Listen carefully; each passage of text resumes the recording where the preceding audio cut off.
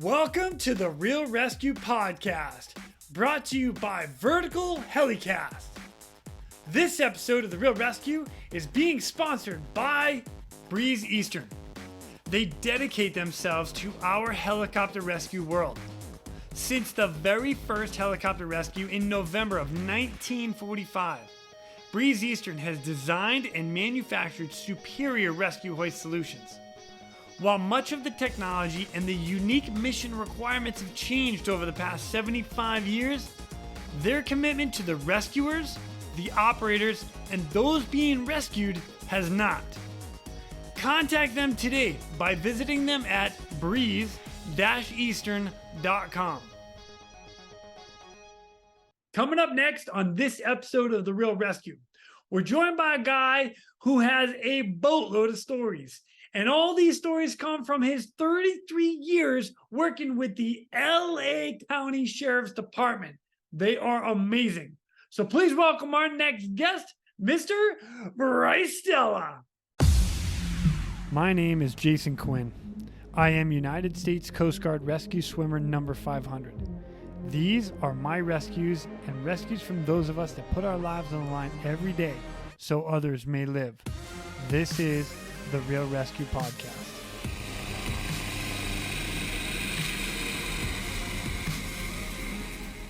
Let's get cranking. Okay. Ladies and gentlemen, welcome back to the Real ResQ.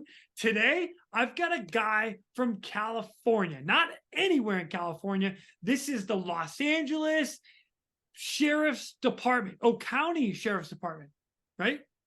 Yep. Yeah. LA County Sheriff's Department. LA County Sheriff's Department. His name, Brice Stella. What's up, dude? Hey, Quinny, it's a real honor to be with you today.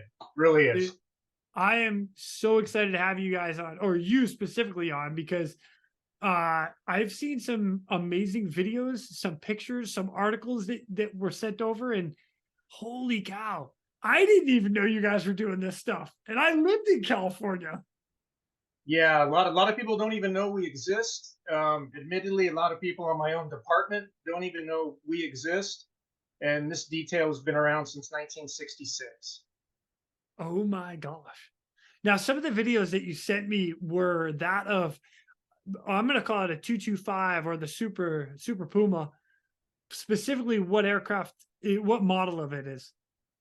It's a AS-332 L1 Super Puma. Nice. And that's as technical as I can get. If you want more than that, you got to get one of my pilots on. All good. The short version, it's a bus with a rotor head. The thing is huge. Yeah. It's in comparison, I guess you've got the S92 and the 189, and it's just big. It's a big freaking helicopter. It is, but it's a multi-mission platform for us. And we've been on those since 2012. Prior to that, the detail was using a Sikorsky, the old H3, a Sea King, a Sears like the 1960s. But it's been good for us. Right now we have two of them, and keep one in service. Ah, dude, that's awesome.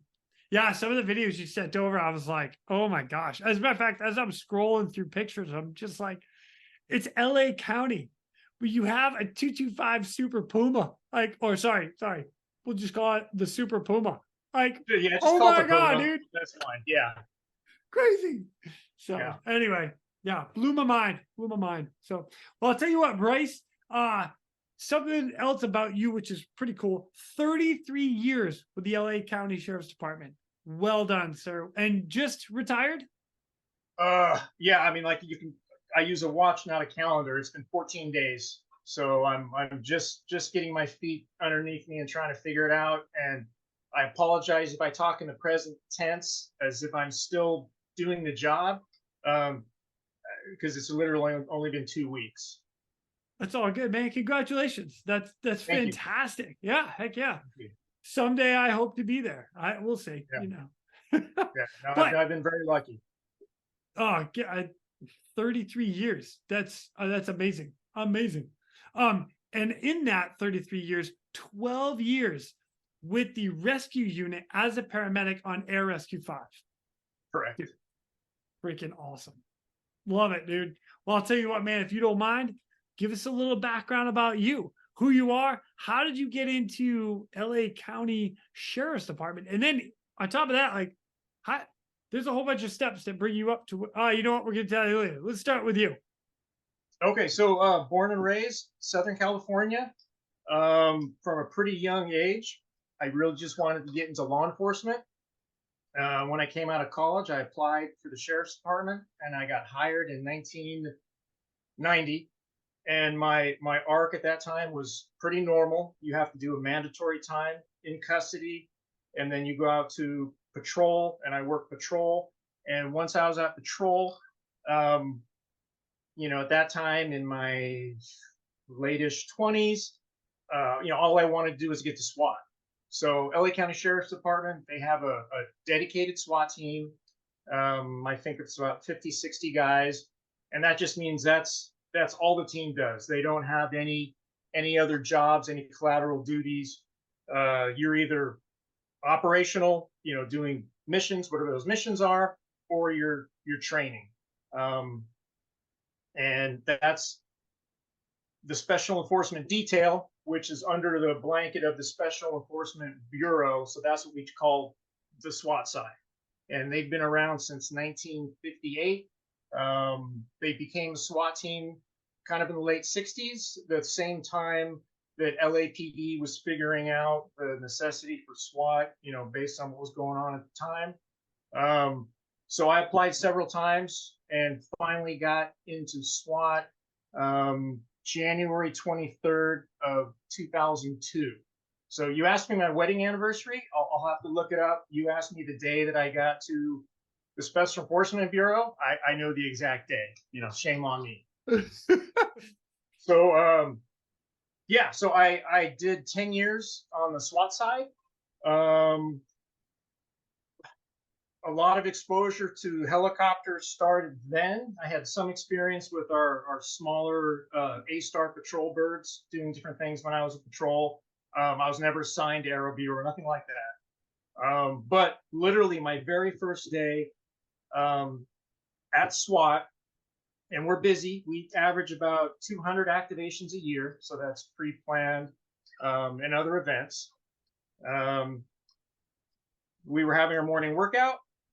We got a call out. LAPD had a shooting out in San Fernando Valley area. We went out there to assist. It was a huge area search. So we were attached to one of our canines. And then after a couple hours of this, there was a bank robbery in Monterey Park, which, if anyone knows anything about the LA basin, 9, 10 o'clock in the morning, any stretch of travel is going to take potentially hours.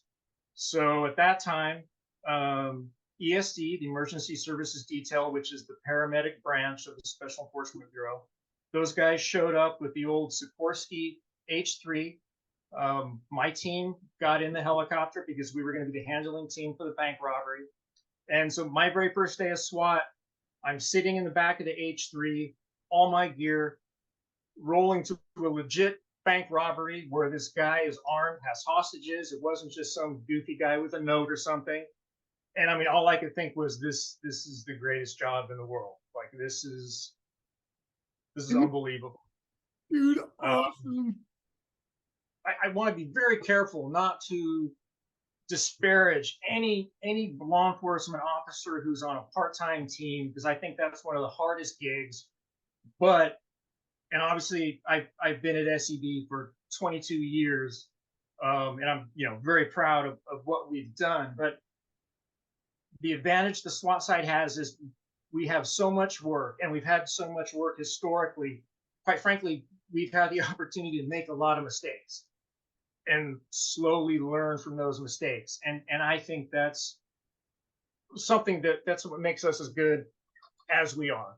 And the ability to honestly debrief a situation afterwards and figure out what could have gone better, what you did wrong. But so long story short, I did that for 10 years. I was a long rifle explosive breacher, entry team for the whole time. and I was a backup scout on one of the 6 teams. And that's when I applied to go over to ESD, the Emergency Services Detail, which is the paramedic branch under the Special Enforcement Bureau umbrella. Nice. And our job, I mean, our primary job is tactical medics. Anytime the SWAT guys go out on a call, we always go with them. And having the requirement be that you are a prior SWAT guy, it's a very seamless transition once you come back from all your year of training to work with the team. So anytime the SWAT team goes out, we go out with them as tactical paramedics. If any of them get hurt, if a suspect gets hurt, immediate ALS care right on scene. Something we're very proud of. And then our day-to-day, we spend most of our time in Air Rescue 5. Our rescue base, we're 7 days a week, basically sun up to sundown. We don't have the pilots to go 24/7, 365. But our rescue base is in the middle of the San Gabriel Mountains, which is the mountain range above Los Angeles that you'll see in any skyline picture, of LA. So up there we get, probably 85% of our calls are trauma related. Probably 40% of those, depending on the time of year, are going to be motorcycles at very high speeds, vehicles over the side, fall victims, lost hikers. You'll get the chest pain out in the middle of nowhere, diabetic emergencies, a lot of environmental emergencies. So that's what we spend most of our time doing. We're also divers for the county. Anytime there's a scuba related death, it's our detail's job to investigate that death. 90-something% of the time, that means we're recovering the body. Ugh, damn, man, I'm sorry. Oh yeah, no, I associate all the, like, Catalina Island, just off the coast of essentially Long Beach. It's kind of unfortunate because I associate all the beautiful dive spots with different dive deaths that we've handled. This is where so-and-so was, so-and-so was.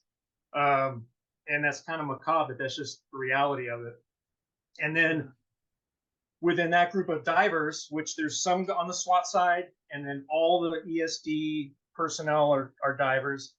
There's a group that's a deep dive cadre, and I'm part of that. There's 5 of us right now. And again, I'm talking present tense. I apologize, but as of 14 days ago. It's only 14 days ago. You're fine. There you go. Come on, Brice. So yeah, we dive rebreathers on mixed gas, and it gives us the ability to do recoveries fairly deep. Deepest recovery we did, I think, was 190 feet. We got a Cessna with the pilot. Part of the wreckage, recovered that, and that was actually off the coast of Santa Barbara to help out Santa Barbara County. Wow. So that's deep. That's real deep. Yeah, no, we've I mean, training dives, the deepest I've done is just a frog hair over 300 feet. Jeez. But it's just, quite frankly, it's just a lot of math. A lot of time on the unit. It's it's funny. So when I was on the SWAT side, of course, my mom and my wife would worry about me. And then when I went to the paramedic side, my mom was under the impression that I wasn't going through doors anymore, search warrants. So she thought I was safer. My wife, who was on the department at the time, was well aware that I wasn't. And, I mean, realistically, the last 12 years of my career were probably the most dangerous. But I mean, make no mistake, I think we're good at what we do. I think we're really good at being as safe as we can be, and making good decisions. And that's a testament to the fact I'm still here in one piece. Dude, So that's awesome. Well yeah. done. Yeah. Thank you. Thank you for all that. I get a couple follow-up questions. Sure. You mentioned you jumped on the A-Star. How many aircrafts does LA County have? Oh, geez. I should have looked this up before. We probably have, I would guess, at least 12, if not more, A-Stars, and they probably field 4 at a time countywide. Oh my gosh. Super Pumas, we Yeah. had 3. We had a little incident last March, so we have 2 Super Pumas, and they have a couple fixed wing platforms. Wow. So I did yeah, not realize it was that big. Like I knew it was big, but that's big. Dang. yeah. Okay. Well, I mean the county is like 4,000 square feet with 10 million residents. And I mean I've been out as far as San Clemente Island on a call, which is San Clemente, even though it's essentially run by the Navy and the feds, it's still considered LA County. Wow. Um, Okay. so yeah, Dang. Yeah, you guys have a big AOR. That's yes. wow. That's cool. I like that. Yeah. And then actually, and I need to say with the helicopter stuff, we share the responsibility with LA County Fire. Um, so any given day, at least 3 of them are up with usually their Firehawks. So we cover the whole county. It's a strange relationship we have because we're actually dispatched by LA County Fire Dispatch, even though we're Wow. law enforcement. And it's just whichever air unit is closest to the patient is the one that goes. And those guys, they do a great job. I mean, over the years, there's been a lot of friendly rivalry and some competition here and there, but ultimately, it's just whoever's closest to the patient, and they're all good guys. So and It's a gals. firefighter cop thing, isn't it? I'm just gonna throw that. Yeah, you never really get completely away from that. And it was crazy when I was in paramedic school. I was 43. I was surrounded primarily by LA County firemen in their mid 20s who were going through paramedic school, and I was the weird old guy in the class. Nice. And then obviously through internship, paramedic school, you're working in a firehouse. So I've been a cop for 20 something years, and suddenly I find myself at Station 3s in the middle of East LA running calls. It was a pretty incredible experience actually. And those Oh, guys that's were great. cool. They were great. Very cool. Very cool. I like that a lot. Next follow-up question. You talked about diving. So full Yeah. on certified diving to mega depth. But you mentioned pulling a Cessna out of the bottom, 200 feet from the bottom. Yeah. Are you 100, strapping floats to it and floating it up? Is that? Yeah, so basically that call, there was only 3 of us that went down to rig it. It was a Cessna that went down. And if you've ever seen a small plane that goes down an A speed in the water, at the risk of sounding macabre, your victim, it just becomes part of the wreckage. There's no going down and just recovering this poor pilot. So yeah, we go down, we videotape, we document the scene because technically it could be a crime scene, and then come up with a plan. And this specific plan, because it was so deep, there was only 3 of us that were on the mixed gas that day. We went down, rigged the plane, and then you do a stage lift. So you put the straps all on the plane, yeah, and then you have the line that goes all the way up to the surface, and then you just start putting lift bags every 25, 30 feet and just lift it up bit by bit. So once the deep stuff is done, it's rigged.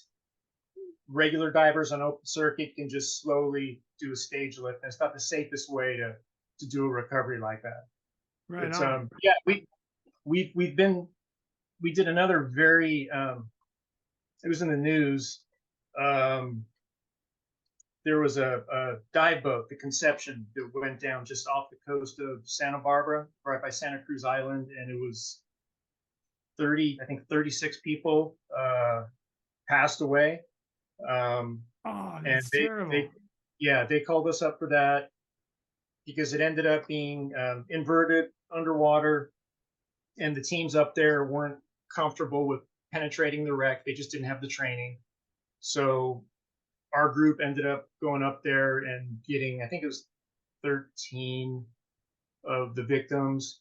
And yeah, it was unpleasant. But the one thing you learn about the recoveries is that, or one thing that I learned personally, is it's very, very important to some of the family. It really gives them closure. And, that's something I didn't realize until I had some exposure to the families of some people that we had, recovered at different times. So, I mean, it's important work. You're certainly not saving lives, but it's still important work, and it's ultimately part of, an ongoing investigation usually, and that's also important. Yeah. Yeah. No, giving closure to the family, there's definitely a lot to be said about that. Yeah, Yeah. definitely. I'm on board with that. Very much so.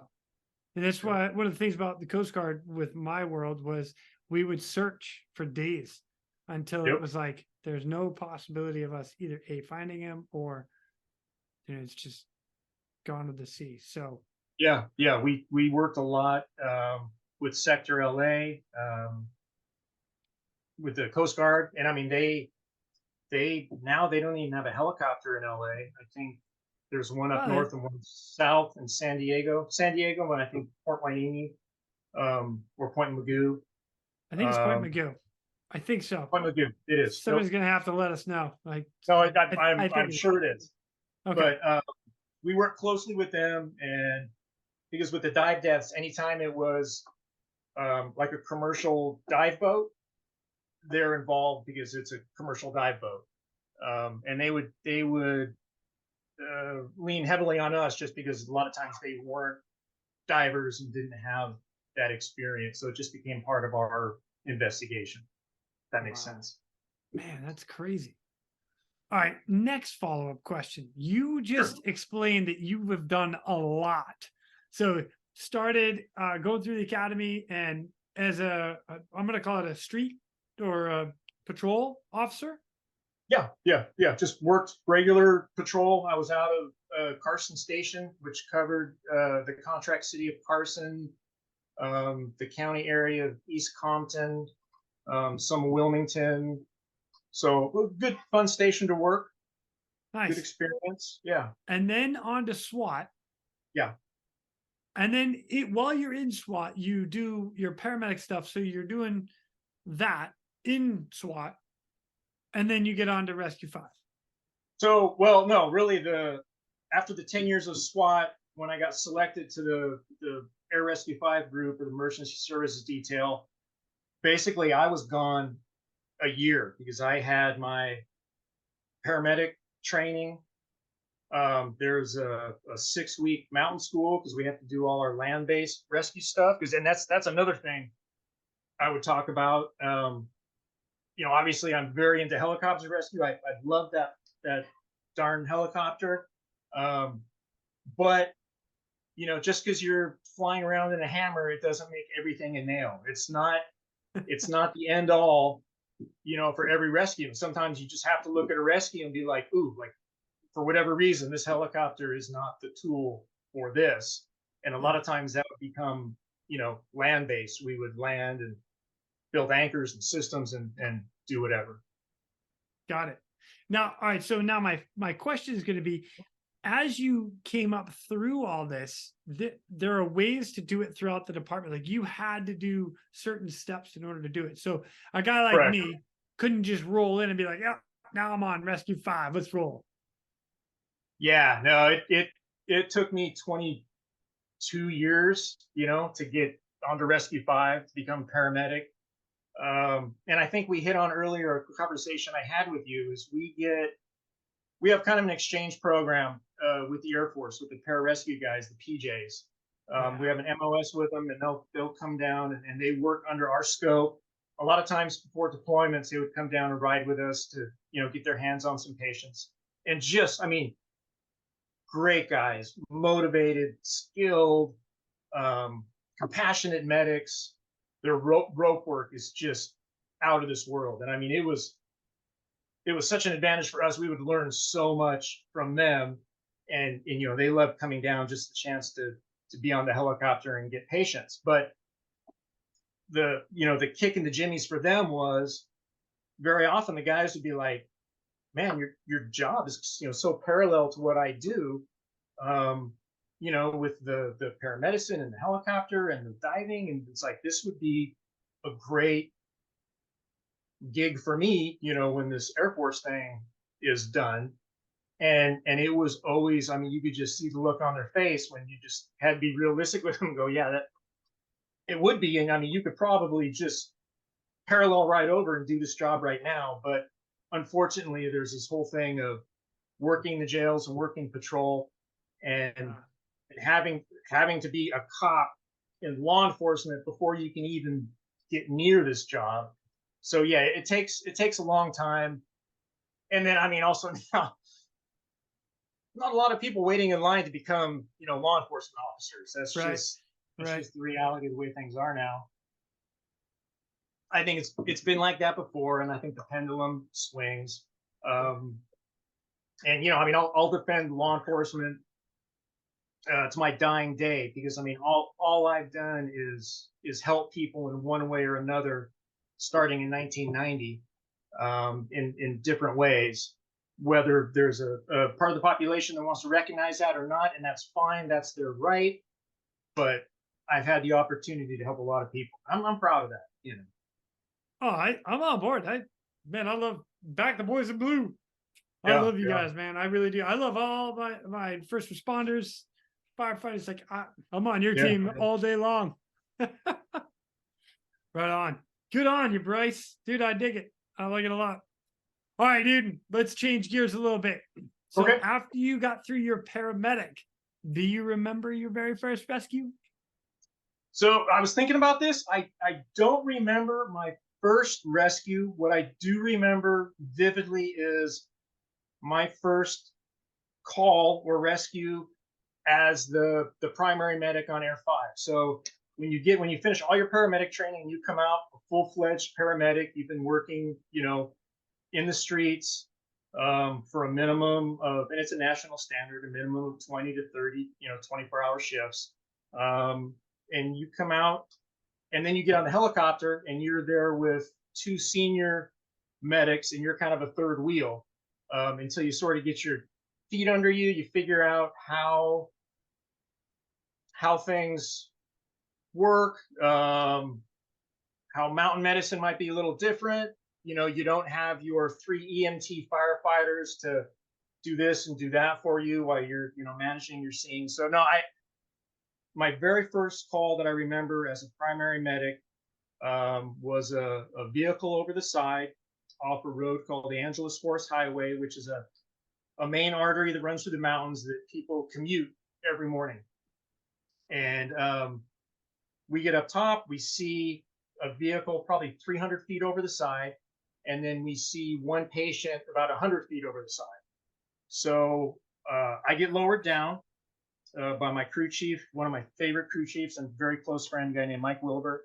And he was at the time, I was brand new to ESD. He had been there, and he was actually just signed off as a crew chief. So this is one of his first days as a crew chief. I get down, and the first thing I do, because we were concerned about how many victims we had, the woman's talking, she's laying there. She looked like she wasn't in horrible shape, except her right arm, her hand was missing, and her arm was basically sleeved from the elbow down. Oh God. And Oh, ouch. yeah, and I'm talking to her. The first thing I found out is if she was alone, and she said, yes, I'm alone, you know, and she was saying, I'm not sure what happened. And I could just see her, you know, she was just not looking good. You just know, you know. So I remember getting on the radio, because they had flown over. They were going to send someone else down to check out the car to see if there were any other victims. And I said, hey, I'm pretty comfortable that we just have one victim. Send Joe, he was my other partner, down. We need to get her to the hospital now. Joe came down. We got her packaged up and in a Bowman bag. And we get her in the helicopter, and she goes unresponsive. At this point, we're probably 8 minutes to the trauma center. She goes unresponsive, still has a heartbeat, stops breathing. Joe's at her head. Joe actually intubates her, starts breathing for her. We were going to Huntington Memorial Hospital, and I mean, I can vividly picture this call. And she ends up going to full arrest, like as we're landing on the pad. So when the doors open, it was a hot offload.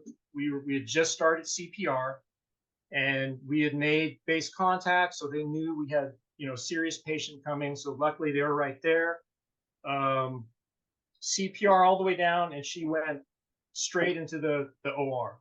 And that was it. We left. Go back up to our rescue base. We call our nurse educator, who was one of the nurses in the ER.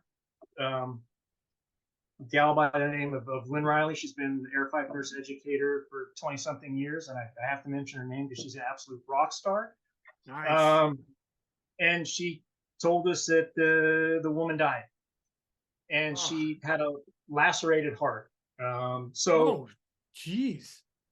It was basically, I mean, had that injury happened in the operating room, she probably wouldn't have had a chance. So, yeah, just, and I had patients die during, internship, and I'd seen a lot of death through my, career with the SWAT stuff. But still complete bummer, because, this is a woman who I was talking to, and then essentially 10 minutes later she's gone. So later that day, and this is actually a two-part story, and I would say this is the better part of the story. Call comes out, cliffhanger in an area called Eaton Canyon, which is on the Front Range, so it kind of opens up to Pasadena. Very popular hiking trail, and there was this huge rock face called Acrophobia Ridge where people weren't supposed to hike it, and there was like an illegal trail that went to the top of a waterfall, and people would sometimes take a wrong turn and end up on this basically a granite rock face. And in the helicopter business, we would get a lot of cliffhanger calls, and a cliffhanger can be someone standing on top of a mountain who's perfectly fine. Or it can be, a legit cliffhanger. And I looked, and this was a young kid, legit cliffhanger. And I remember looking over at Mike Wilbur, and I was thinking, wow, I think this is his first cliffhanger as a crew chief, and this is certainly my first cliffhanger as a primary medic. And it's a very high hoist, just because, I mean, the guy was literally hanging on the cliff. And I went down, got the horse collar rescue strap around him, hooked it up, got him spun around right as Mike pulled us off the wall, got the guy up in the helicopter, and it was a pretty remarkable feeling. And it was, the duality between, the first call of the day, and that was, more towards the end of the day. And beyond that, I mean, I was hooked. It was such a, I've always told people the rescue stuff is selfishly, it's so fulfilling, to me personally. It's, I mean, almost not right. And it's not ego. It's just one of the best feelings I've ever felt, to help someone who either thinks you're going to die or they might die if you're not there. I was hooked. That was a remarkable call. But yeah, that's kind of the yin and yang of it, Bryce, that is like, wow, you got hit with every emotion possible on day one. Holy cow, man. I am sorry that that lady died, Anya. That you know, Oh, looking back at it, I don't think there's yeah, anything you could have done. it's part of it's part of the job. Yep. And initially, when I was first started the paramedic stuff, I there's another call that I want to talk about later, but and I think we will. But I was in the hospital visiting this patient and this man that was this kid's boss who we saved, and it was a good save. I remember him coming up to me and he's like, "You must feel so good. You know, you must feel so good because you saved this kid's name was Mark. You know, you saved Mark." And actually, at that time, I remember telling him, "I'm like, you know, sir, yeah, it's great, but you know, if I celebrate this too much when it doesn't go well, it just destroys me." And I Yeah. think as I matured and had more patience over the 11 plus years that I got to do the paramedicine, I allowed myself to celebrate the good ones a little more and try not to let the bad ones get to me. But sometimes they just do. They just do. Yep. Yeah, there was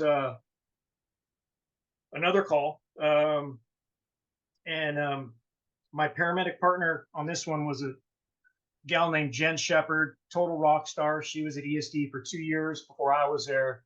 Complete CrossFit stud, just an amazing, compassionate medic.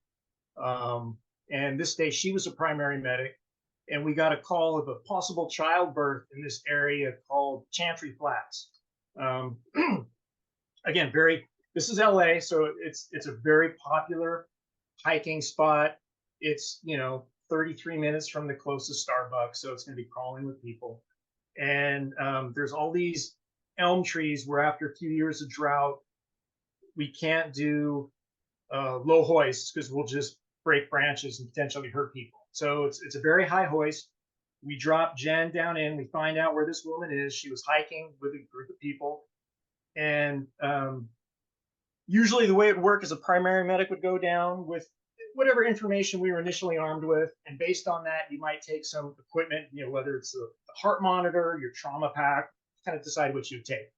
And then a lot of times you'd get on the radio and you would ask for that second medic to bring whatever you're going to need after you actually get to the patient, find out what's really going on.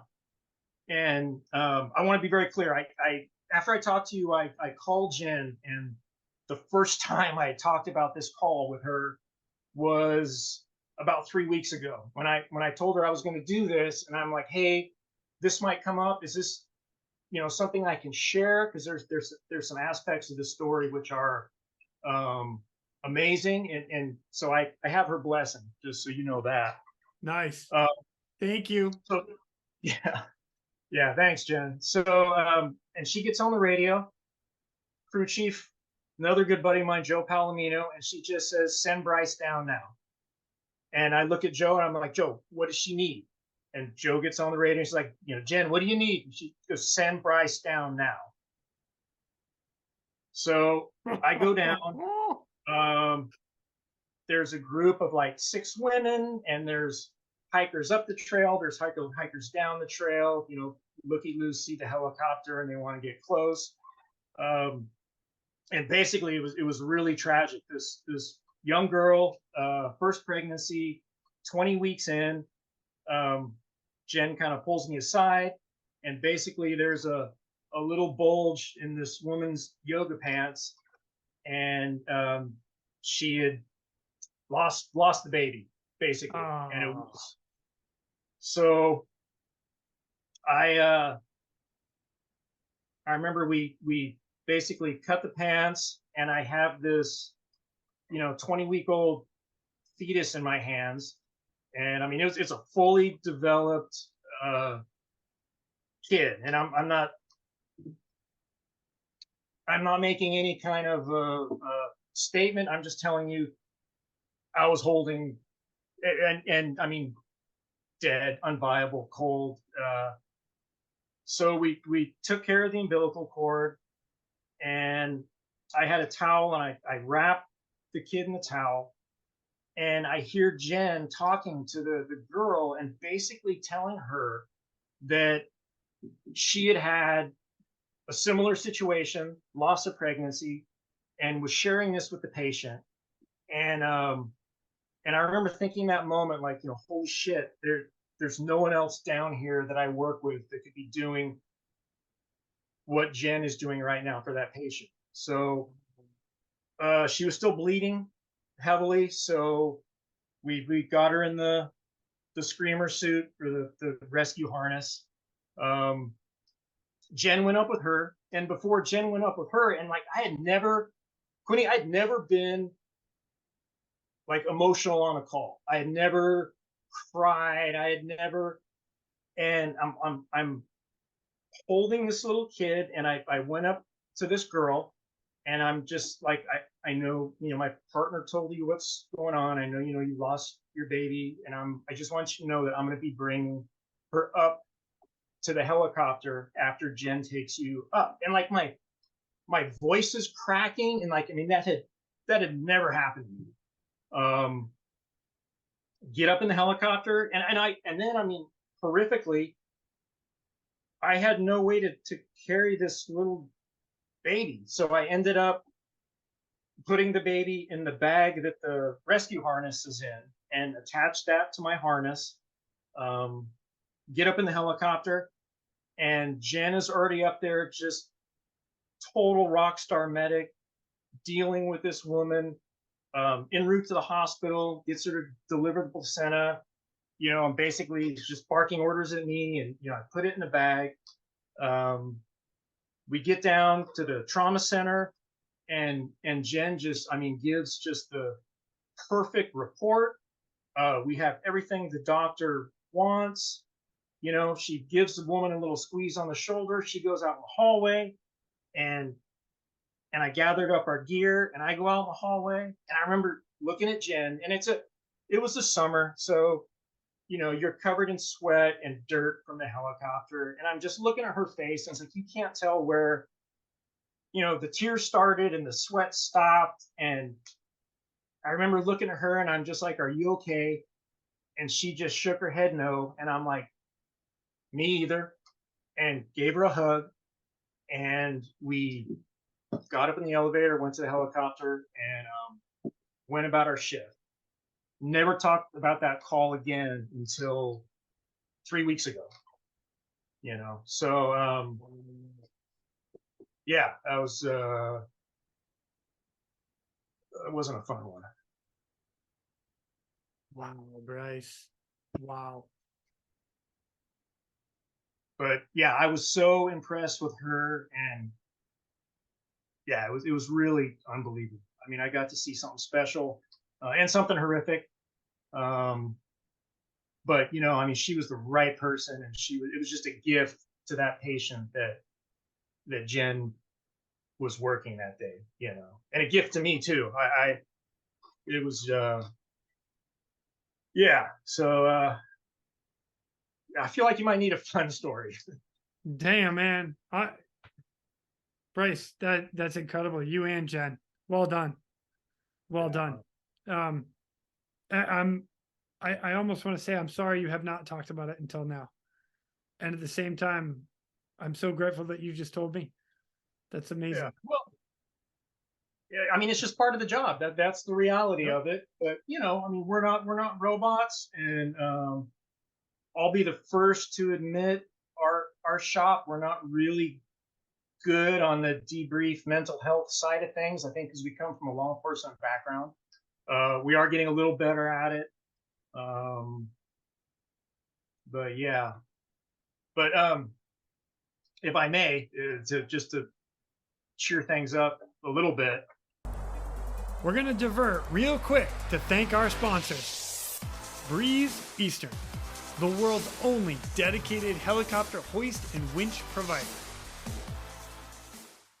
I shared that the PJs will come out and ride with us. And I can't remember the guy's name. He was a little older. He was probably 32, 33, but for those guys, he was, a little older, more of a senior guy.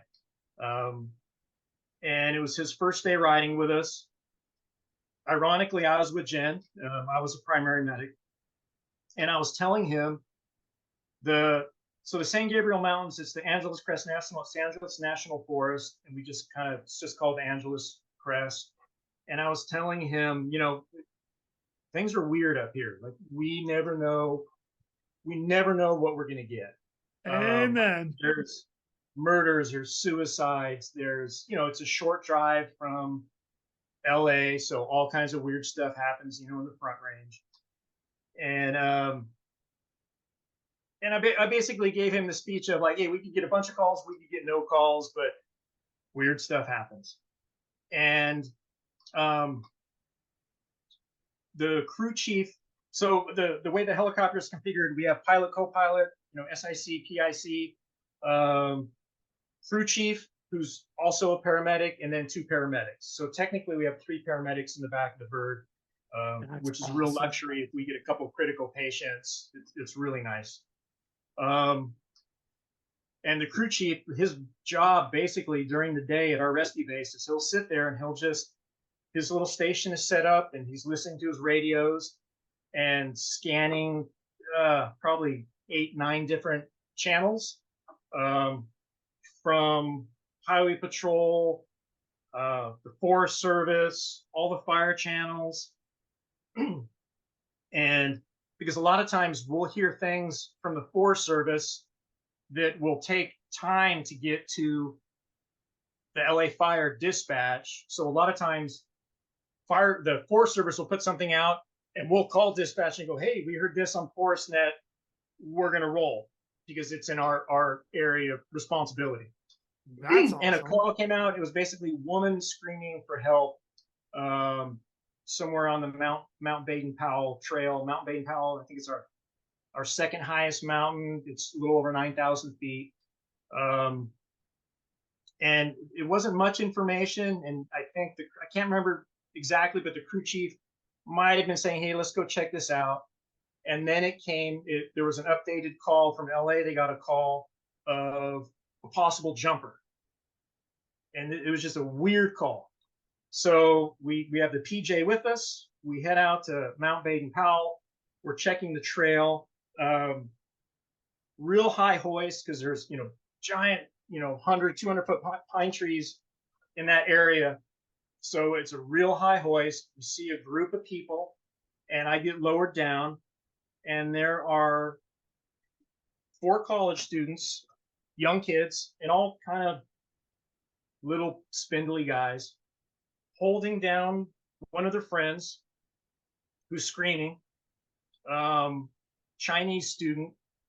And I'm looking at them and I'm like, what's going on? And there's, our friends having problems. And I look at them and, helicopter, big sheriff on the bottom of it, my rescue harness, I have my Beretta. So, people usually sometimes figure out that technically I'm a cop and they're just like, sir, he took a bunch of mushrooms and he's been trying to jump off this cliff. And it's not really a cliff where they are. It's like a switchback trail, but they've been holding him down based on when we heard the, woman screaming call, for probably an hour until one of them went down and got cell phone service to call it in. So I'm just like, okay. And I pull out my handcuffs and I go, do we want these? And they're like, oh, yes, sir. So we get this guy handcuffed and now I have to get him up to the helicopter. And this is a minefield because I will tell you what he said. I will not try to do it in the voice that he did it in. Very thick Chinese accent. You can just do the math. Okay. There's a character, anyone my age, there's a movie called 16 Candles, and there was an exchange student in that movie. Uh-huh. I'm not the character's name, but like that could have been this kid. I'll just say that. I like it. He's fighting us and laughing, and just out of it. And we get him in the screamer suit or rescue harness. I have one of the guys help me and get to an area where we have an opening where where the hoist can get down to me. And at this point, I have him up against the bank. There's a drop off behind us. He's still struggling, and I'm really getting annoyed at this kid at this point. Hook comes down, get us hooked up, and we start going up. And he kept on saying, "Take me to civilization. Take me to civilization." And what that meant, I have no idea. And we're just in a slow spin. I remember him looking up, and he's looking at the helicopter, and he's just beat out of his mind. And all of a sudden he looks at me, and we're face to face the way that rescue harness is configured. And he just gives out this scream, just complete scream. And I look back at him, and I just screamed right back at him. And we get up in the helicopter and get the door shut. We keep him restrained, and we're transporting him, get him to the hospital, offload him. And this PJ is just shaking his head, and I told him, like, I told you, man, like you never know what you're gonna get up here. It's just the way it goes. So. Oh my gosh, Brice, that's freaking hilarious. A little funnier on that one, I think. Dude, nice transition. That was really good. I appreciate that one. Yeah. Hey, so you've mentioned it twice, the screamer suit. Just for everybody out there, because then you turn around and say, "Oh, the rescue harness." A screamer suit is one of the kits that we use, and it's like a jacket. It goes like you put your arms through, comes up between the legs, 3 big rings, you connect to the 3 rings, and then boom, you're sitting like a lazy boy. I absolutely love this piece of equipment. There are a couple different companies that make it. CMC make the hot seat, ARS makes the whatever it's called, and then somebody else makes another one. But anyway, the screamer suit, it's a jacket. It comes up between the legs. It's a fantastic tool. And I mean, we'll use it. The only time that I talked about the horse collar rescue strap, the only time we use that is if we can't unhook, if we absolutely have to just snatch someone because the patient's not secured. The screamer suit, fantastic tool, because once they're in that, they're not going to go anywhere. Those things are money. Absolutely love them. Relatively comfortable for the patient. Yep. I don't care which one you buy either. Don't care. Pick a company, go get it.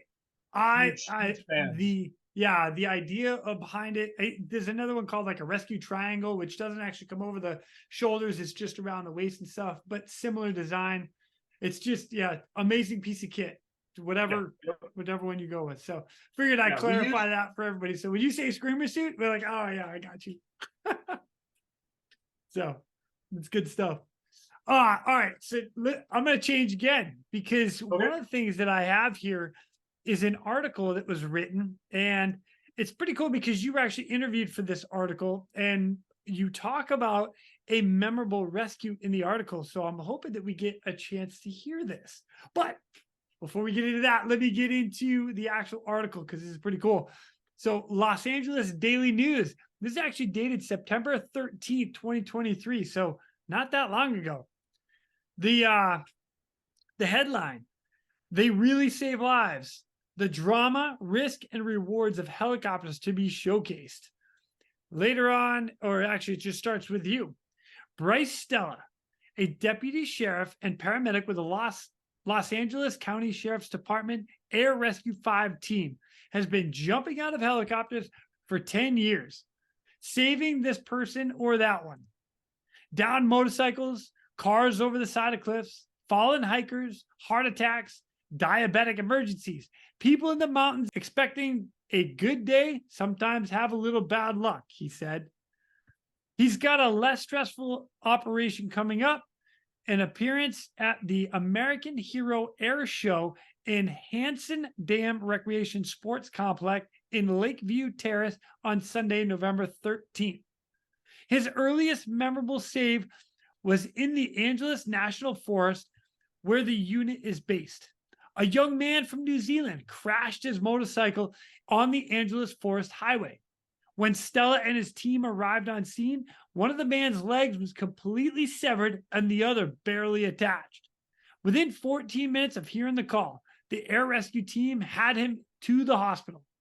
10 years later, he was back in his home country working as an arborist and driving a little sports car with a clutch. Quote, he gets around like nobody's business, said Stella. Air rescue unit includes a pilot, a co-pilot, and 3 paramedics. Quote, the beauty of the helicopter is what saves patients. It's not the paramedics in the back. It's not the pilots.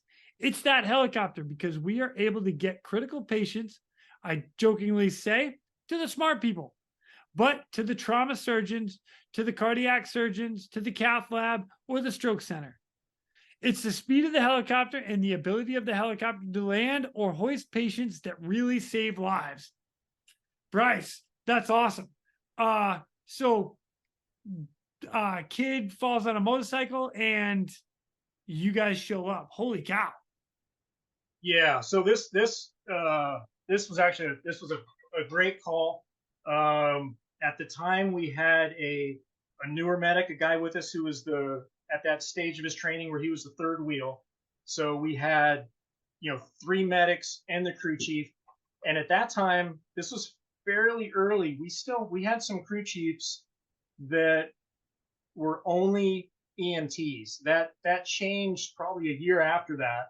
And that's part of this story, because I'm gonna throw this crew chief under the bus after I gave him a little praise, but just to be clear. So we're up at Barley Flats. We hear there's a motorcycle down call, and the crew chief, who was very familiar with the mountains, just heard the call, and it was basically a walk-in. So what happened is someone sees this accident. There's no cell service. They drive to a ranger station. They go in the ranger station, and that ranger station puts it out on the radio. So there's already been a delay on this call. And I hit on this before, as opposed to waiting for that to get to dispatch, sent to an engine, have that engine's captain request an air squad. We will just call LA. That's the LA County Fire Dispatch is just called LA. And we'll tell them, hey, we have a motorcycle down here. We're going to roll. Worst case scenario, we're not needed. We turn back. No big deal. So cool. I really like the fact you guys can do that, by the way. That's a very unique and a bit of a bonus. It really is. And I think it's a little bit based on our law enforcement background. And I think, and I'm not disparaging firefighters at all, but I think we're just brought up in an environment where we're a lot more proactive. And in the fire service, a lot of times you're waiting for that alarm to come to you. You're not, patrolling. Realistically, you can't. But anyhow, so, and the way it usually goes is we'll go up, helicopter will start up, and there's usually kind of a blackout period of the radios while the bird is spinning up. And the crew chief will usually stay at the radio, and then at the last minute come, running up the stairs and jump in the helicopter with any pertinent info. And this was awesome, because this particular crew chief I'm about to throw under the bus jumps in the helicopter, plugs into the ICS, and he says, we have a bilateral decapitation. And we're just,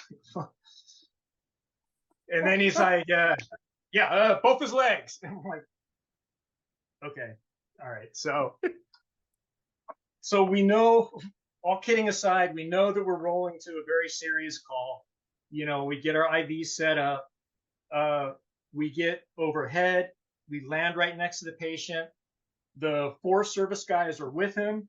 This kid, one leg completely severed below the knee, one leg just hanging on with some tissue, massive pool of blood underneath him. He's not really responsive. He's tracking a little bit with his eyes. And he's doing that, those really short, scary, gasping breaths. I have a tourniquet with me. I grab another tourniquet. I throw it to my partner. The third partner jumps on his airway. He wouldn't tolerate an OPA, so we just bagged him. And we got the tourniquets on the legs, got him packaged up, put him in the helicopter. And one of the things I like about our program is the crew is very much a team, and the pilots are very in tune to what's going on as far as the call. Like, they didn't need any information to know that this was a very, very serious call. So we take off. We're going to be going to Huntington Memorial Hospital. En route, couple large bore IVs, get some fluids, because all we have is normal saline. And that actually pinked this kid up a little bit. We get him into the trauma center, and they gave him like 4 units of blood out the gate. And I mean, it was remarkable. He had basically a normal blood pressure. His skins looked great.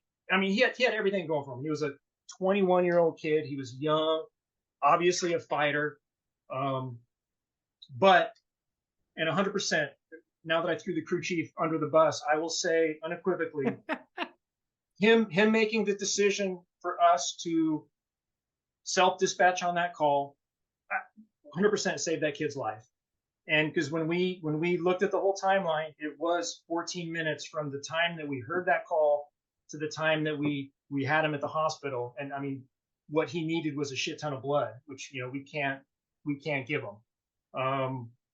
So, and I'll tell you right, I mean, this kid was all over social media, so I'm not violating HIPAA anything. But this kid, his name was Mark Somerville. Great kid. He was out for the summer from New Zealand, working as a arborist. And he had, I would be lying if I told you how many surgeries he had at the hospital, but he kind of became a little pet project of us and me, because he was at the hospital, and we would drop off a patient and pop in and see how he was doing. Met his family. His folks flew out from New Zealand, not knowing if he had even survived during their flight. And got to know this kid and his family pretty well. When he finally went back to New Zealand, I was with a small group of people. We were able to send him off. We took him in an ambulance to the airport, where he went. And I mean, he did years of rehab, because he really wanted to save that one leg that was mangled. And he did, and he's doing pretty well. And one of my favorite stories about this kid is, we had, again, weird calls on the crest. We had a guy that tried to kill himself by stabbing himself in the chest multiple times. We got him to the hospital and dropped him off downstairs, and then went upstairs just to pop in and say hi to this Mark kid. And he had probably been there at this point 3 weeks or so. So he's sitting on his hospital bed with his stump. And he's a 21-year-old kid. He wants to know, what kind of call we had, and the gorier the better. And we told him, yeah, some guy tried to kill himself, tried to stab himself. And I'll never forget this kid. He had like a 4x4 of gauze. He's sopping up like some pus on his stump. And he's like, why, in his New Zealand accent, which I'm not going to embarrass myself to try to do, but he's just like, why would anyone do that? Life is wonderful.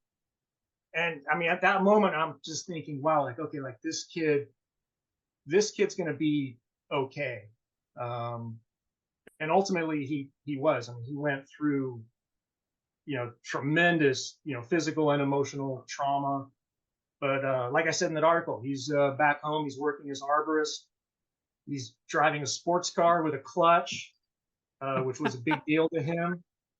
And like I inferred in that article, it was that helicopter that saved him. The ability to get that patient in the middle of nowhere to the smart people, to the trauma surgeons, to those people. That's the beauty of the helicopter. And we can do whatever interventions we're going to do the best to our ability, but it's the time. that's the beauty of the helicopter to me, So, Dude, that is sick. That is yeah. so awesome. I'm impressed. Like 14 minutes. Yeah, no, it was remarkable. And like I said, I love that story because I mean, bilateral decapitation is hilarious. Um, but every Oh, that's time I so tell that funny. story, I have to give that specific crew chief, credit for that decision because it 100% could have saved his life. And just for clarity, for anybody that's not in medicine, and dual decapitation is you lose both your heads. I'm Yeah, just yeah, throwing it that doesn't out there exist. too. Yeah, It's not true. Oh, but that is pretty funny. it is. No, it is. But Oh man. yeah, You no, know I mean, what? If we have it all messed up at one point or another, then nothing would ever be funny. I'm just saying. every day for me. I mean, make no mistake. But no, I mean that the helicopter is such an amazing tool. I hit on before that we're basically sun up to sundown. We're still NVG trained. We're maritime trained. We do have calls where we have to snatch people off of boats. So that's a skill that we keep up. You guys are hoisted off vessels And as well? yeah, Dang. Oh, yeah. legit. Gosh, you guys And do a little bit of everything. I like it. we really do. And I mean, almost too much. The biggest challenge for me the last 12 years was just maintaining a level of readiness in all the disciplines that we do. And the only time we go 24/7 is when we have big local fires. All the LA County Firebirds that I told you about that we work in conjunction with, those guys drop water. We don't. So we basically cover the whole county and go on a 24-hour shift. And then a big difference between us and them is that we'll do law enforcement missions. We'll transport the SWAT team for a hostage rescue. We will just this past year. We're up at Barley Flats and the TV's on and police chase pops up on the news, and like anyone else, we're watching the police chase. Long story short, guy runs No, into wait, don't do that to me. Don't do that to me. Like, I like what long you story long. well, okay, I can do that too. Come on, man. Um, You got guy me guy engrossed. guy runs into an apartment, and he's out in an area called the Antelope Valley, which is still LA County, but it's our kind of northeast end. And this is basically work traffic time. So we need to get a SWAT team out there because there was someone in the apartment who's now considered a hostage. And what we did was we flew out there in the helicopter, dropped myself and my partner off. The crew chief went to go get the team on the other side of the mountain in East LA where the SWAT headquarters is. And those guys were getting together. And in the interim, I was with my partner and a canine guy and a patrol guy, and we are essentially the de facto crisis entry team on this hostage problem, which is the beauty of the 10 years of SWAT experience. It's just another hat that we wear, and day to day you don't know. I mean, usually on search warrants, we're just following the team. My concerns are if someone gets hit, how am I going to get him out of the house? Do I need to move this? Do I need to move that? But like in this situation, I'm back to the SWAT guy stuff. And it's a helicopter that gets us there immediately.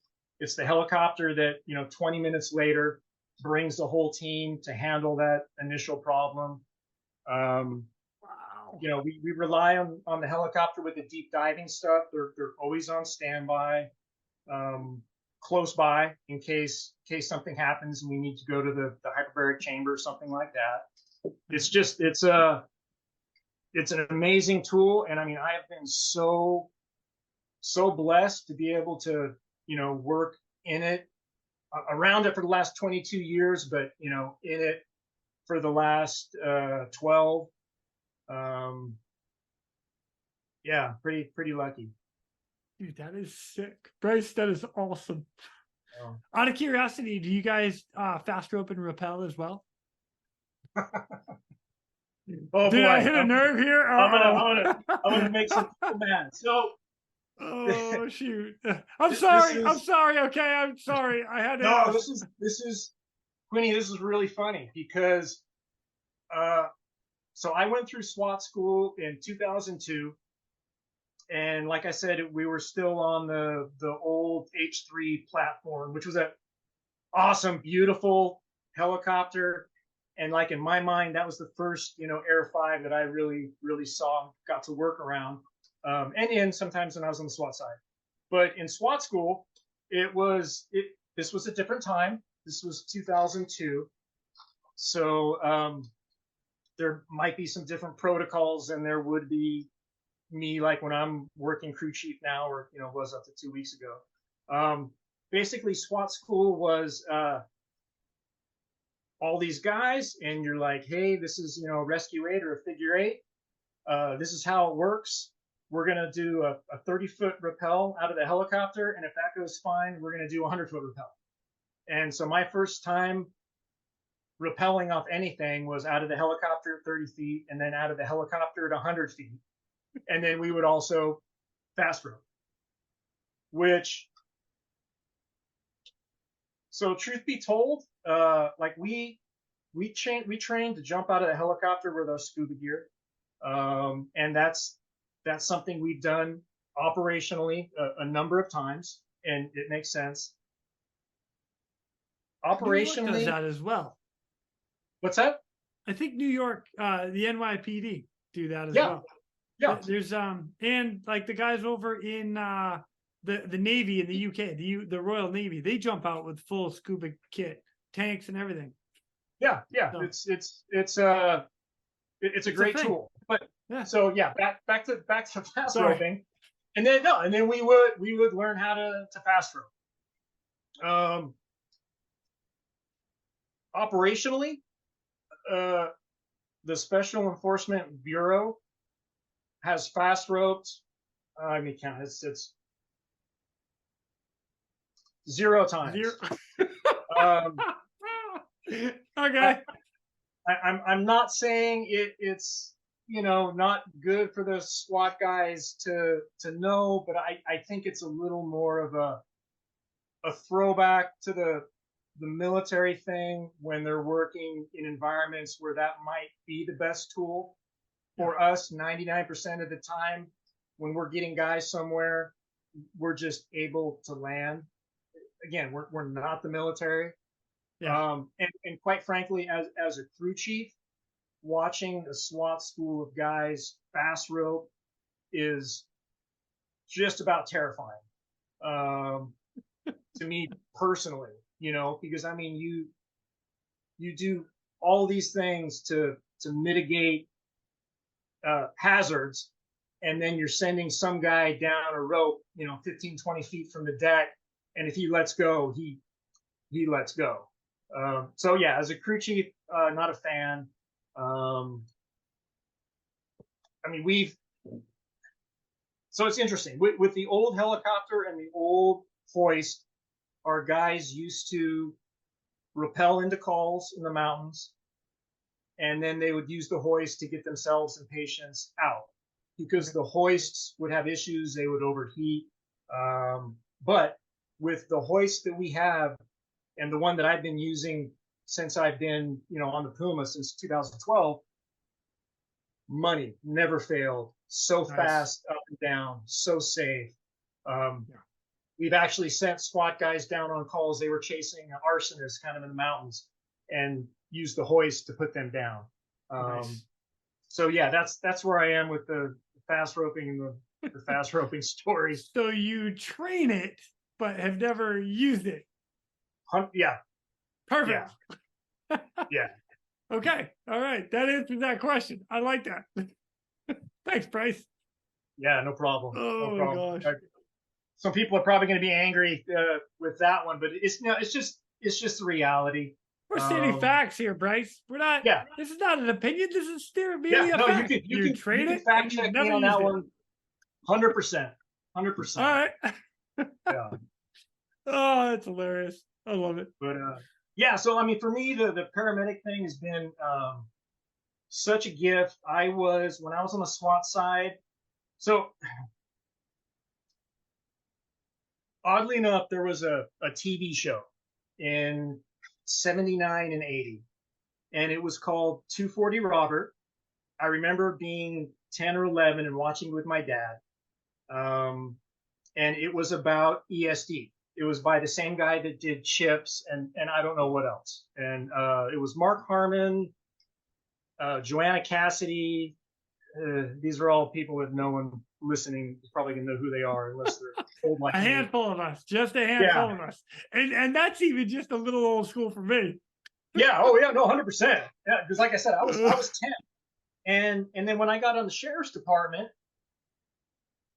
I knew that we had like a search and rescue big helicopter. I knew the ESD was a thing, and I thought that was interesting. And then one of my first days working SWAT, I'm at the SWAT headquarters, and they have their desk where the guy sits there 24/7 on the radio, and I hear him saying something about 240 Robert, and I was like, 240 Robert? Well, and that's when it clicked in my mind that that TV show was actually about ESD, because that's ESD's call sign. And I didn't know that until that moment.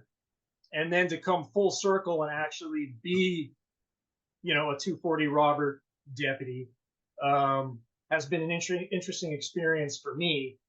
And I mean, when I was on the SWAT side, I loved what I did. I wasn't burnt out when I went to paramedic school. I was just ready for a little bit of a change. I put myself through a 3-week EMT, and I loved it. And truth be told, the thought of paramedic school terrified me. Just because I was older, the years since I'd been out of college, we had never had a deputy student in the LA County Paramedic School fail, and we put our guys. I want to say it was 1972. I think the guys are like class number 3. This is when paramedics weren't even a thing across the country, but they were just in a few places, and LA was one of the places they started. No one had ever failed paramedic school, so in those 40 years or whatever. And so the specter of possibly being that first person to fail paramedic school, unthinkable. I mean, unthinkable. I mean, it is not going to be me. It is not going to be me. Yeah, no, that was terrifying, and that really made me nervous to go to the ESD side. And then I had this one experience. There was a guy that I knew as a scout. His name was Larry Swanson. He went to the paramedic side probably in 2001, right before I got to the SWAT side. So from working patrol, I knew him as a scout of the black team, because the SWAT side is broken up in 6 teams, all by colors. I was the blue team. And then, so he's on the paramedic side.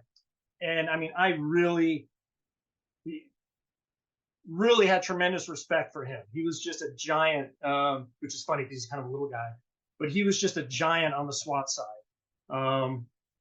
And I ended up on a call with him. He was a paramedic. It was a daytime warrant service. And there were runners out of the location. So some flashbangs were thrown into that yard, excuse me, to, get him down on the ground. And I was in a containment position with him in a yard next door. And there was this old guy in his 80s who was just minding his own gosh dang business, sitting in his garage. And all of a sudden, these SWAT guys come in and explosions are going off next door. And he looked a little rattled and not too healthy. And I just happened to be standing there when Larry was talking to him, and Larry had his full pack with him. And he starts talking to the guy about his medical issues. He ended up taking his blood pressure, and I'm listening to him, understanding everything this man is saying, like knowing the medications that he's taking for his diabetes and his his high blood pressure, hypertension. And it was like, it was such a eye-opening moment for me, because here's this guy who I knew as this, badass team leader, and then he was just like this amazing, compassionate medic, and just treating this guy so well, and knowing what he was talking about. And that was, I think, that was probably a couple 3 years before I went to the paramedic side. But that was one of the things that really thought, hey, this might be, something pretty cool to do.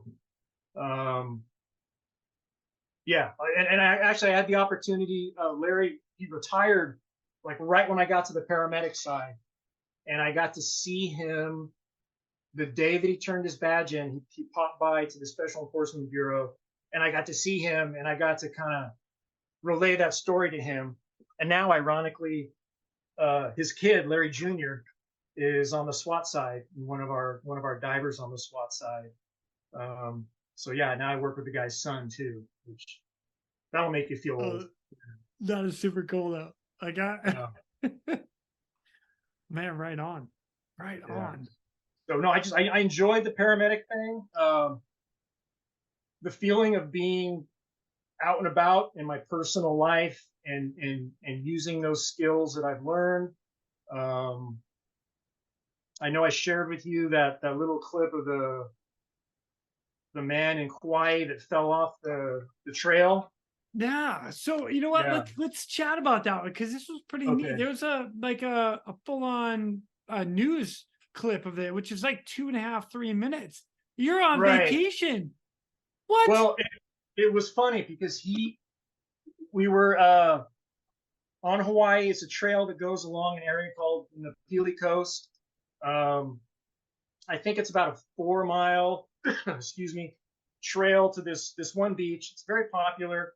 Little rugged. It's always slippery. It's narrow. A little bit of exposure, but it's not a big deal. But I'm hiking with my wife, and all of a sudden we see up ahead there's this commotion. And I'd been a paramedic at this time for a few years.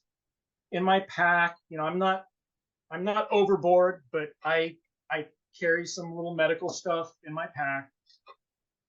And we get up here and we look, and there was a guy over the side hanging on a tree, and it was kind of one of those slopes where it goes like this and then it goes like that. And a group of people had stopped to help, and we kind of got organized, made sort of a human chain, and we got him up on the trail. And then the funny thing was, all these people were helping, and then you have this guy who's injured, ends up on the trail, and I mean, everyone's scattered like cockroaches in the kitchen when you turn the lights on. Like, they were just gone. They just went about their life. So I sat him down and just did a full assessment on him. Great guy, big man, like 6'3", 220, just a big man. Something was really wrong with his leg. I didn't know what it was. But I just kept him dry. I ended up wrapping his leg with an ace bandage. He couldn't put any weight on it. So him getting the 4 miles to the trailhead, that would have been an impossibility without like 5 or 6 dudes. And that would have, taken all day. So I did grab a couple kids, and I told them to go to the lifeguard who was at the trailhead and call it in. And I stayed with him. My wife and I stayed with him for probably a couple hours. Vietnam vet. He was a cameraman up in San Francisco, and I mean, just the nicest man. And sure as heck, after a couple hours, there's this little 500, the little, what I know is a Magnum PI. MD 500. Little tiny thing. Comes up. Tiny little helicopter. Love it. Does a couple orbits, lands at a helipad, which I guess was like a 1/4 mile away. And then the next thing I know, it comes up, and the pilot's hanging out like he's backing up a trailer on a boat ramp. And there's a medic long line, and he drops a medic right on top of us. Medic unhooks, goes off. And it was pretty cool. I got to give the medic, a full report. And, he kind of gave me that, odd look of, who are you? And I told him, I'm a paramedic in LA County. And then he pulls out a screamer suit. And so I'm the gentleman. I'm explaining to the gentleman. I'm like, hey, it's nicknamed the Screamer suit, and I helped him get it on the patient. Helicopter comes back. They get hooked up, and this man, being this man and being a cameraman for his whole life, he had his GoPro. Truth be told, I think that's probably why he fell off the trail, because he was probably filming and went off the trail. But he filmed himself getting pulled out, on the long line. We ended up taking his car back to his hotel for him, and he actually had his quadricep tendon was completely blown, so he basically lost use of his right leg, and that's why he couldn't. But he got repaired, and then he did his own news story, and that he did up in San Francisco, and he was kind enough to throw it on a DVD, and he sent it to me. That's super cool. I'm actually I'm gonna post it so everybody can see it. But it's cool. It's a great little video. So it'll be on YouTube or Instagram or both. I don't know. You'll find it. It's really funny because in those pictures, unbeknownst to me, my wife was taking all the pictures, and I'm wearing an orange T-shirt with this emblem on the back of it, and it's actually the logo of the old 1979 240 Robert TV show. And of course, I sent that picture to my captain, and I said, hey, I'm gonna put in for overtime because I did this rescue in Kauai, whatever. And I would share some of the rescue stuff. I would redact patient faces and all that, but I would share stuff like that on Facebook because, quite frankly, my life, if you're not into mountain biking, I'm not a very interesting person. But I always thought the helicopter stuff was really cool to share. People appreciated seeing it.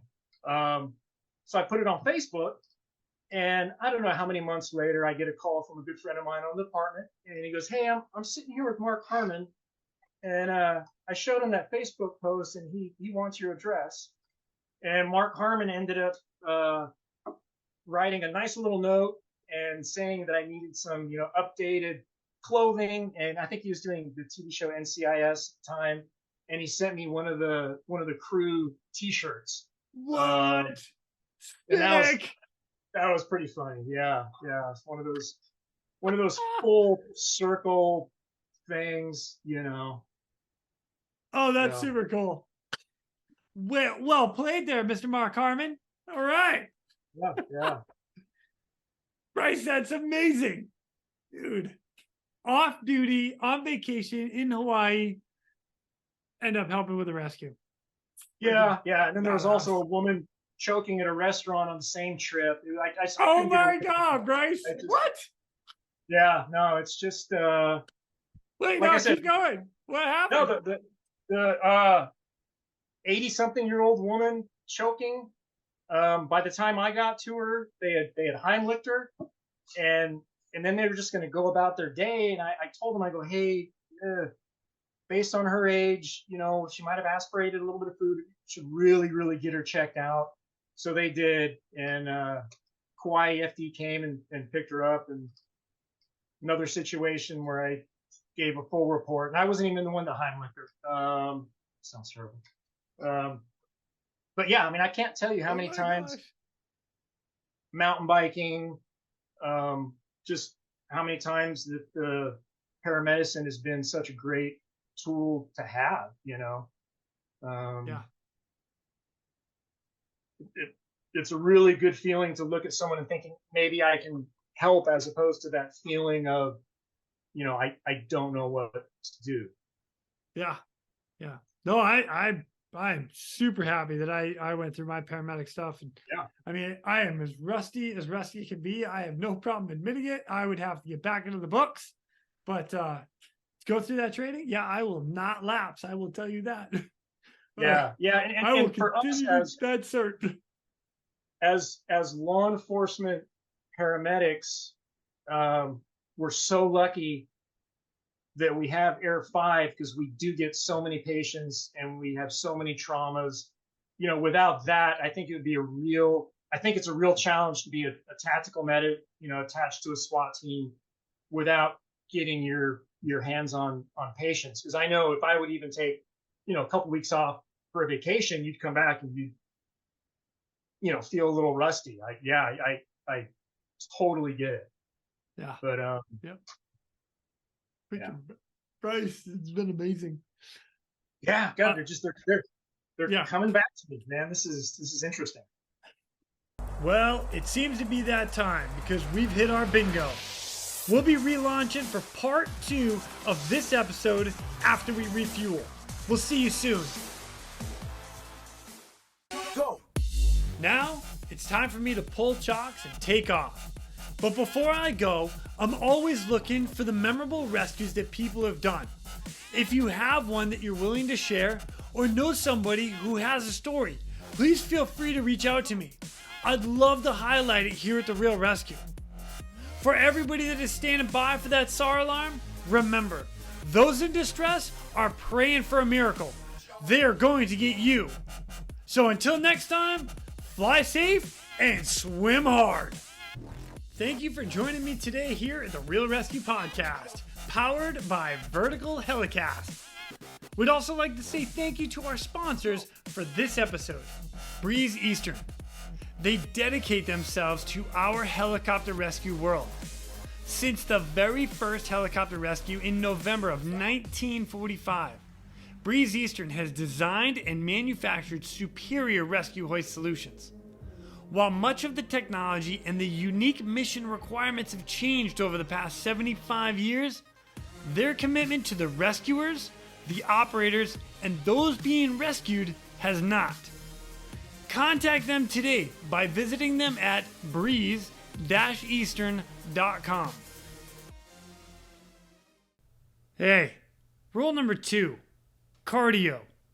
It doesn't cost anything to go for a hike, a run, bang out some push-ups, some sit-ups, flutter kicks, burpees, or any other calisthenics that you can think of. Fact of the matter is, it's time to get after it. And if you're making some sort of an excuse as to why you can't, fall back to rule number 1. Don't be effing lazy.